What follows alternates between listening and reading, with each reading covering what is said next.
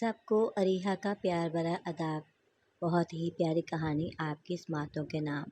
ساجد کی ماں پروین ہمارے گھر کام کرتی تھی۔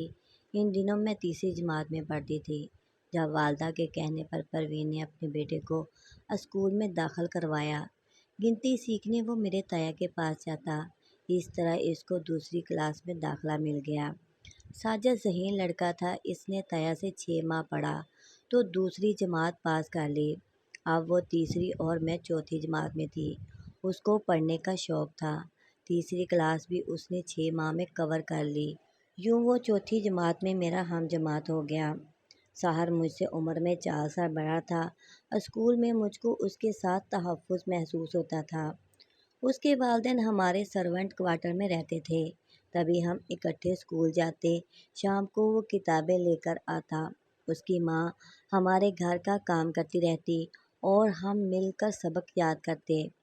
عمر میں بڑا ہونے کی وجہ سے اس کو سبق کی جلدی سمجھ آ جاتی تھی۔ ان دنوں ہم دونوں بھیا سے پڑھتے تھے، شاباش اسی کو ملتی۔ تب امی کہتی، ساجد تم ستارہ کو سبق یاد کروا دیا کرو۔ بھائی نے میٹرک پاس کر لیا تو وہ مزید آگے پڑھنے کی خاطر شہر چلے گئے، مگر اب میں بھی اور سحر ان کے کمرے میں بیٹھ کر پڑھتے تھے۔ ان دنوں میری عمر 9 سال کے قریب ہو گئی۔ اتنی معصوم تھی کہ دنیا کی باتوں کا کوئی علم نہ رکھتی تھی۔ سحر 13-14 برس کا تھا۔ چونکہ وہ ہمارے گھر کے بچوں کے ساتھ کھیل کود کر بڑا ہوا تھا، تبھی میری والدہ اس کو اپنے بچوں جیسا سمجھتی تھیں اور اس سے کہتی تھیں، سحر اسکول میں تم ستارہ کا خیال رکھا کرو، یہ چھوٹی ہے، اس کو دوسرے بچے تنگ کرتے ہیں۔ ان دنوں ہمارے گاؤں میں 2 ہی اسکول تھے، ایک پرائمری اور دوسرا سیکنڈری۔ دونوں میں لڑکے اور لڑکیاں ساتھ پڑھتے تھے۔ جب ہم نے 5ویں پاس کر لی تو سیکنڈری اسکول بھی ساتھ جانے لگے۔ وقت تیزی سے گزرتا گیا۔ 7ویں میں ہم سیانے ہو گئے تھے۔ اب جب ہم تنہا ہوتے، سحر مجھ سے کچھ دوسری طرح کی باتیں کرتا۔ ان باتوں کی وجہ سے میں پریشان ہو جاتی تھی، تاہم ان باتوں کا ذکر کسی سے نہ کرتی، چونکہ وہ کہتا تھا کہ کسی سے مت کہنا ورنہ تمہاری امی تمہیں اسکول سے اٹھا لیں گی۔ میرا کیا ہے، میں تو اپنے چچا کے گاؤں بھاگ کر چلا جاؤں گا۔ یہ دوسری قسم کی باتیں پیار و محبت اور شادی سے متعلق ہوتی تھیں۔ میں سحر کے ہمراہ تحفظ محسوس کرتی تھی اور اس کو ایک پناہ گاہ سمجھتی تھی۔ نہیں چاہتی تھی کہ وہ مجھ کو چھوڑ کر کہیں چلا جائے، اس لیے اس کی اوٹ پٹانگ باتوں کو برداشت کر لیا کرتی تھی۔ آپا کے بیٹے کی پیدائش پر وہ ہمارے یہاں آ گئی تھیں۔ ننھے کے جنم کی خوشی میں رت جگا ہوا تو امی نے سحر کو روک لیا، کیونکہ مہمانوں کی آمد سے کام بڑھ گیا تھا۔ اس کو کام میں ہاتھ بٹانے کو امی نے بلایا تھا۔ یہ محفل رات دیر تک جاری رہی، پھر سبھی تھک گئے۔ امی نے اس کو کہا کہ تم یہیں مہمانوں کے ساتھ والے خالی کمرے میں سو جاؤ۔ یہ بھیا کا کمرہ تھا جو خالی پڑا تھا۔ اس رات میں اور سحر جاگتے رہے۔ ہم نے بھیا کے کمرے میں بیٹھ کر خوب ساری باتیں کیں، کیونکہ میری نیند اچٹ گئی تھی اور اس کو بھی نیند نہیں آ رہی تھی۔ ان دنوں مجھ کو کبھی بھی یہ احساس نہ ہوتا کہ یہ ہماری ملازمہ کا لڑکا ہے۔ میرا اس کا کوئی میل نہیں ہے، حالانکہ ہمارا زمیندار گھرانہ تھا اور ملازموں سے بہت فاصلہ رکھا جاتا تھا، لیکن سحر کی بات الگ تھی۔ جب اس کا جنم دن ہوا، ان دنوں بھی اس کی ماں ہمارے سرونٹ کوارٹر میں مقیم تھی اور یہ ہمارے جدی پشتی خدمت گار تھے۔ ابھی میری پیدائش نہ ہوئی تھی اور وہ دودھ پیتا بچہ تھا، تب اس کی ماں اس کو ساتھ لائی اور ہمارے گھر کپڑے کے جھولے میں لٹا دیتی۔ ہمارے گھر پلا بڑا تھا، والدہ اس سے پیار کرتی تھی اور اپنے بچوں کے جیسا جانتی تھی۔ رت جگے والی شب جب ہم دونوں نے بھیا کے کمرے میں رات بتائی تو اس شب پہلی بار کم عمری کے باوجود میں محبت کے جذبے سے آشنا ہوئی اور اس نے مجھ سے وہ باتیں کہیں جو زندگی میں یادگار بن جاتی ہیں۔ وہ پھوٹنے تک ہم جاگتے رہے تھے، پھر میں وہاں سے اٹھ کر اپنے کمرے میں آ گئی تھی، انہی دنوں مجھ کو اپنی خوبصورتی اور دلکشی کا شدت سے احساس ہوا۔ سحر بری طرح میری محبت میں گرفتار ہو گیا۔ میں سحر سے دلچسپی ضرور رکھتی تھی، مگر محبت مجھ کو اس سے نہ تھی۔ جب ذرا غور کرتی وہ برابر کا نہ لگتا، تاہم اس کا ساتھ میرے لیے راحت کا باعث تھا، کیونکہ اس کے بغیر خود کو ادھورا خیال کرتی تھی۔ دراصل میں سحر کو نہیں، اس کی باتوں کو پسند کرتی تھی۔ وہ اکثر میری تعریف کرتا اور میں خوشی محسوس کرتی۔ ہمارا تعلق روحانی نہیں بلکہ جذباتی تھا۔ ایسی جذباتیت جو تغیر پذیر ہوتی ہے، پائیدار نہیں۔ ساتھ والے گاؤں میں کسی کا انتقال ہو گیا۔ یہ ہمارے رشتہ دار تھے۔ گھر والے وہاں چلے گئے۔ مجھ کو بخار تھا، لہٰذا امی سحر کی ماں نجمہ کو میرے پاس چھوڑ گئیں۔ رات کو نجمہ تو سو گئی لیکن سحر کو نیند نہ آئی۔ وہ میرے پلنگ کی پٹی سے لگا بیٹھا تھا۔ رات کے 12 بجے تھے۔ مجھے تیز بخار تھا اور سحر میرے ماتھے پر ٹھنڈے پانی کی پٹیاں رکھ رہا تھا۔ اس نے میرا سر اپنی گود میں رکھا ہوا تھا۔ نہیں معلوم کہ دولہا بھائی کب اور کیسے گھر میں آ گئے۔ وہ یہ نظارہ دیکھ کر آگ بگولا ہو گئے۔ انہوں نے سحر کو جوتے لگائے، نجمہ کو اٹھایا، اس کو بھی خوب برا بھلا کہا۔ سحر تو اسی وقت سرونٹ کوارٹر چلا گیا۔ صبح نہ جانے کیا آپا کے شوہر نے نجمہ سے کہا کہ اس نے سحر کو اس کے چچا کے گاؤں بھجوا دیا۔ حیرت کی بات یہ کہ اس واقعہ کا ذکر نہ تو نجمہ نے امی جان سے کیا اور نہ ہی دولہا بھائی نے، مگر نجمہ کو یہ دھمکی ضرور دی کہ اگر اب میں نے تمہارے لڑکے کو ادھر دیکھ لیا تو اس کی گردن کٹوا دوں گا۔ اپنی غفلت کے سبب وہ بیچاری تو ایک گراں بوجھ تلے دبی سسکتی رہی، لیکن اس نے امی کے سامنے زبان نہ کھولی۔ میرا خیال تھا کہ دولہا بھائی اس واقعہ کا ذکر ضرور میرے والدین یا آپا سے کریں گے اور مجھے بھی مار پڑے گی۔ اسی خوف کو دل میں دبا کر میں آدموئی ہوئی جاتی تھی۔ کافی دن گزر گئے، میرے بہنوئی نے کسی سے اس بارے میں کچھ نہ کہا، تو میں سوچنے لگی کہ میرے بہنوئی یا تو بہت عظیم انسان ہیں کہ مجھ کو والدین کی نظروں سے نہیں گرانا چاہتے، یا پھر انہوں نے نجمہ پر احسان کیا ہے کیونکہ وہ ہماری جدی پشتی ملازمین کے خاندان سے تھی۔ شاید کہ وہ اس کی بے توقیری نہیں چاہتے تھے۔ میرا خیال غلط نکلا۔ انہوں نے نہ تو نجمہ سے ہمدردی تھی اور نہ مجھ سے، بلکہ انہوں نے مجھ کو میرے اس ناکردہ جرم کی سزا خود دینے کی ٹھان لی تھی۔ ایسی سزا کہ اس کے بدلے اگر مجھے اب موت اپنی آغوش میں لے لیتی تو اچھا تھا۔ ماتھے پر ٹھنڈے پانی کی پٹیاں ہی رکھتے دیکھا تھا آپ نے۔ ایسی ویسی کوئی حرکت تو ہم نے سرزد نہ ہوئی تھی کہ آپ ہم کو گنہگار ٹھہرائیں، مگر ان کے آگے میری زبان گنگ ہو جاتی، ٹھنڈے پسینے آنے لگتے اور آنکھوں کی پتلیاں خوف سے پھیل جاتی۔ میں سہم جاتی، اندر بھی اندر گھٹتی رہتی، اور یہ ایسی بات تھی کہ کسی سے کہہ بھی نہ سکتی تھی۔ مجھ پر ان کا ایسا رعب اور خوف تھا کہ جیسے وہ عزرائیل ہوں۔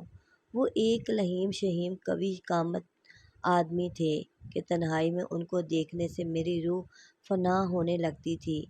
دل سے چاہتی تھی کہ اس عذاب سے جان چھوٹ جائے۔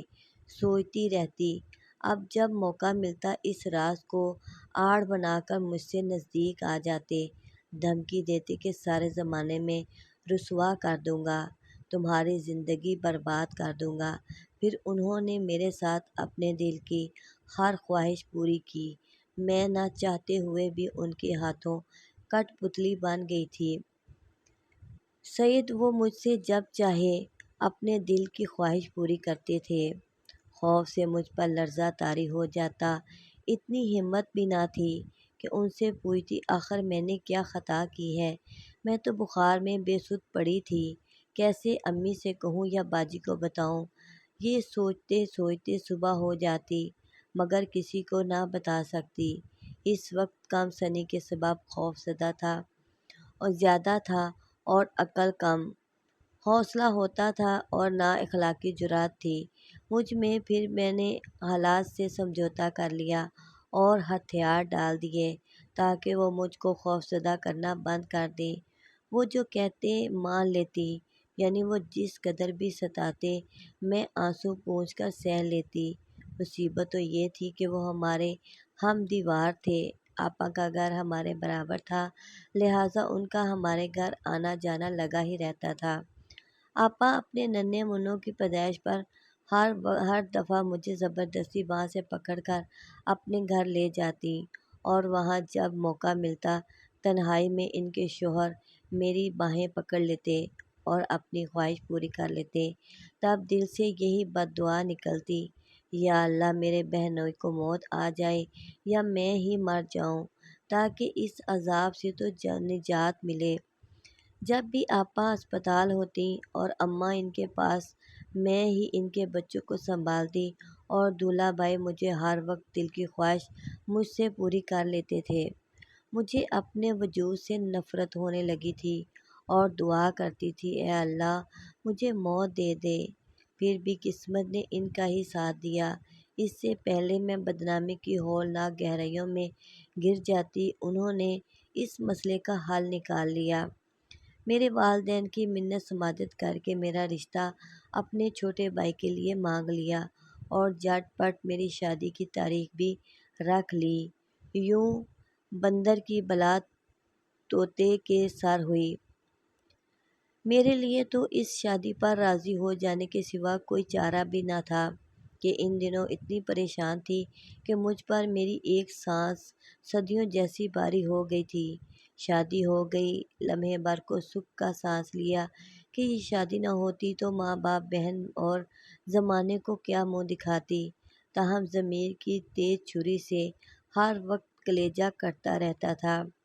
ایک ماہ کے اندر اندر دولہا بھائی نے مجھے اور میرے شوہر ساجد کو دبئی بھجوا دیا، جہاں ساجد کو بہت اچھی ملازمت مل گئی کیونکہ وہ انجینئر تھے۔ تنخواہ بھی بہت اچھی تھی اور رہائش کمپنی کی طرف سے ملی تھی۔ یہ بھی میرے بہنوئی کی سوچی سمجھی اسکیم ہی تھی کہ ساری قیامتیں انہوں نے اپنے اور میرے سر سے ٹال کر اپنے چھوٹے بھائی کے سر ڈال دی تھیں، جس کو اپنے چھوٹے بھائی کا بھی پاس نہیں تھا۔ کس قدر گرا ہوا انسان ہے۔ اب مجھے بہنوئی سے شدید نفرت محسوس ہوتی تھی۔ سوچتی یہ کیسا بے ضمیر ہے، یہ اپنے بھائی ہی کو قربانی کا بکرا بنا ڈالا۔ ایک روز ساجد نے کہا: ستارہ، مجھ کو کمپنی کی طرف سے امریکہ جانے کا موقع مل رہا ہے، تم کیا کہتی ہو؟ جیسے آپ کو ٹھیک لگے، میں تو آپ کے ساتھ ہوں، میں نے جواب دیا۔ اللہ تعالیٰ نے مدد کی اور ہم امریکہ آ گئے۔ اس کے بعد میں نے واپس جانے کا خیال چھوڑ دیا۔ ماں باپ، بہن بھائی سبھی یاد آتے، فون پر بات کر لیتی، لیکن جب بھی ساجد کہتے کہ پاکستان چلو، میں انکار کر دیتی تھی۔ وہ کہتے: تمہارا دل کتنا سخت ہے، مجھے تو بڑے بھائی بہت یاد آتے ہیں، وہ میرے لیے باپ کی جگہ ہیں، آپ خود مل آئیے، میں نہ جاؤں گی۔ ان کو کیا بتاتی کہ جس انسان کو تم اپنے والد کی جگہ سمجھتے ہو، وہ انسان کہلانے کے لائق ہی نہیں ہے۔ ساجد وطن نہ جانے کی وجہ پوچھتے۔ جی چاہتا کہ اپنے جیون ساتھی کو سب کچھ سچ سچ بتا کر ضمیر کا بوجھ اتار پھینکوں۔ گھر اجڑ جاتا تو اجڑ جائے، مگر میرے سچے ساتھی پر اپنے پیارے بھائی کا بھرم تو کھل جائے گا کہ جس کے آگے وہ سجدہ کرنے کو تیار رہتے ہیں۔ مگر پھر خود کو روک لیتی، اس وجہ سے کہ وہ پرسکون ہیں، مجھ سے خوش ہیں، بچوں سے پیار کرتے ہیں۔ میرا گھر میری نہ سہی، ان کی تو جنت ہے، کیوں اس جنت کو اپنے ہاتھوں سے تہس نہس کر ڈالوں؟ اپنے بے قصور شوہر کو کس بات کی سزا دوں کہ عمر بھر کے لیے ان کا چین اور سکون لٹ جائے، ان کا دل ویران ہو جائے؟ وہ اتنے مثالی شوہر ہیں کہ ایسا اچھا انسان چراغ لے کر ڈھونڈو تو نہ ملے۔ ان کو مجھ سے بہت پیار ہے، مجھ کو دیکھ دیکھ کر جیتے ہیں۔ اگر ماضی کا یہ ایک دکھ میری زندگی میں نہ ہوتا تو میں خود کو دنیا کی خوش نصیب ترین عورت تصور کرتی۔ جب وہ روز صبح میری پیشانی اور میرے ہاتھ چومتے ہیں تو میں تاثر سے پانی پانی ہو جاتی ہوں۔ ضمیر کی خلش میری ہر خوشی کو زخمی کر ڈالتی ہے۔ خود کو ان کی گناہ گار سمجھتی ہوں، جیسے کہ میں ان کی چور ہوں اور انہی کے گھر میں پناہ لے رکھی ہے۔ شاید روح اور ذہن کا یہ عذاب میری قسمت میں لکھا گیا تھا۔ اپنے خاوند کا خود سے والہانہ پیار دیکھ کر کبھی تو جی کرتا کہ میں چیخ چیخ کر کہہ دوں، میرے محسن، مجھ سے ایسا پیار نہ کرو کہ میں تمہارے پیار کے قابل نہیں ہوں۔ حالانکہ میرا کوئی قصور نہیں، مگر پھر بھی قصوروار ہوں۔ جب طاقتور دشمن وار کرے، کمزور کی زبان بند ہو جاتی ہے۔